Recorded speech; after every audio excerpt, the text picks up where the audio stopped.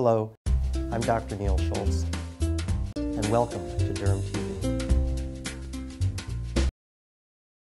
There seems to be no limit to the number of creepy, crawling pests and parasites that manage to infest and torture us. And we've certainly all heard a great deal about the recent bedbug epidemic, but it hasn't made head lice go away.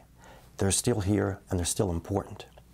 Usually head lice occur in kids who spread them from child to child just by the way they play and certain objects that they share, like hats and brushes.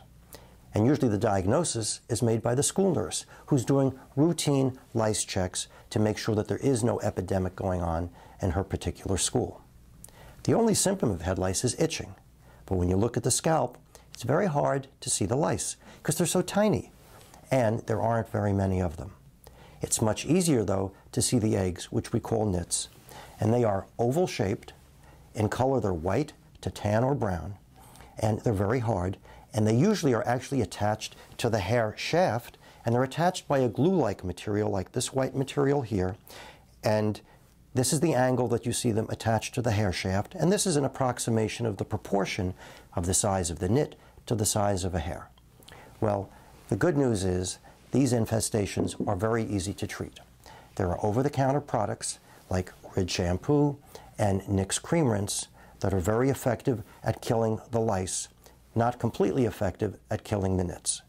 You just have to treat once. You leave the material on for about 10 minutes, and there are very, very extensive instructions that come with these products.